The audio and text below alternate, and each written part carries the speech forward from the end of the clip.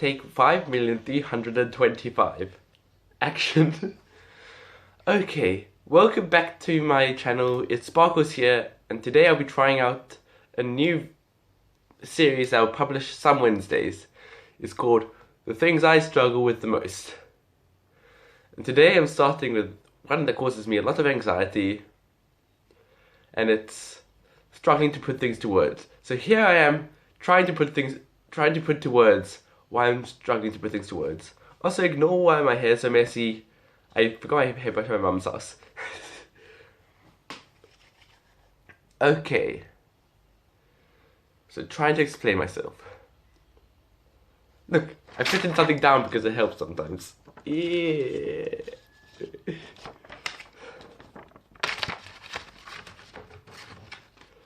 So, why do I struggle with it? As a dog. The simple answer to that is my autism. And what it feels like when I struggle with it, it feels like the words are in my head. I can visualize them. But as soon as I try and concentrate on them, so I can put them to words and send them out to the world, they escape me. Whether like there's a fish and I see it there, and then if I try and put it in my hand to try and touch it or something, which I wouldn't actually do, but if I like try to put my hand in to try and touch it, it would just swim away. That's the best analogy I can. And how does it affect me? So it affects me in a way that I've started making these videos to try and help me deal with it, because maybe if I have a log of all the things that affect me, and I've got words for them, I can actually explain things to people. So this resulted in me getting lower marks in school, because I can't put things to words in my answers in my tests and exams and stuff. So then I end up getting lower marks. Like, I used to always imagine that that tests would one day become putting people in a vat of liquid, and that liquid would work out everything that the person knows about the subject, and then give them a mark based on that, because I always feel like I would have done better with that kind of testing. Okay. It also gives me really big anxiety, because I often need to explain myself, well, being trans and having autism. There's a lot of me that people don't understand. So often I find myself needing to explain myself, which I can't, and it gives me such a big anxiety, because then people just think I'm being lazy or being stupid or using autism or whatever as a excuse for being me. I don't know. It also, yeah, like I said, it's the reason I make these videos. So maybe that's a plus. Hopefully you like them. If you do, give it a like, comment, and subscribe. I wasn't planning to do that then. Now, anyway, ring that notification as well if you want to see my videos. Okay. So what actually helps me when I'm doing it? So first of all, writing it down. Look, it's like it's the first point I wrote on this paper, which has a hole cut out of it. Okay, so that helps, because when I'm trying to speak to people, I have big social anxieties. So I struggle to communicate with them, and it doesn't help that I'm also trying to think of an answer to their question.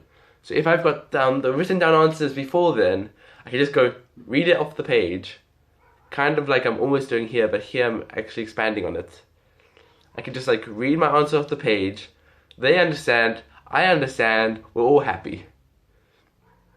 Unfortunately, the people, usually when I have answers which I really need to explain, people also are angry with me for reasons that I often do not know. That can be for a different video later in the future, sometime, maybe, probably. The second thing that helps is trying to verbalize the things that I'm struggling with when I'm in a bad mood, rather than waiting for afterwards. I find when I'm in a bad mood, all these thoughts come rushing through my brain to a point where I've got them in my head and I can actually concentrate on them. But once I calm down and I'm no longer in a bad mood,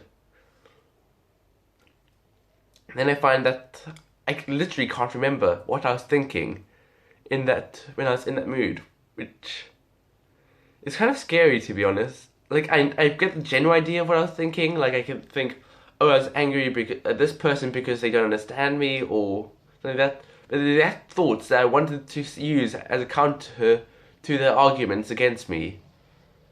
It's just gone. Like, yeah.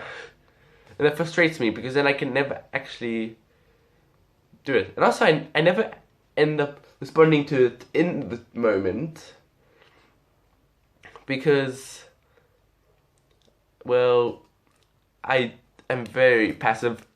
I do not like getting in fights with anybody, anytime, anywhere. So I end up just backing up and like, okay, whatever you say.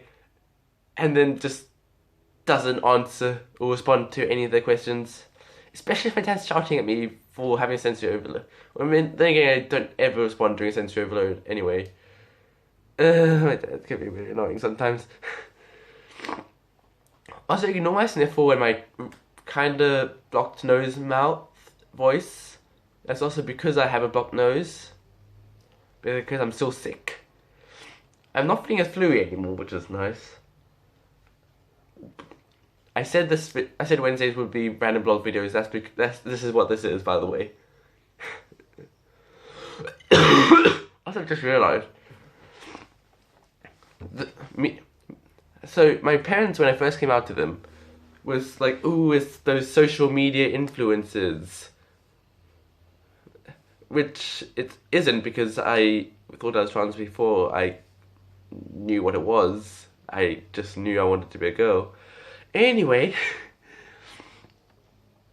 so now with my coming up video, I have become those creepy, scary social media influencers. So that's kind of ironic and funny.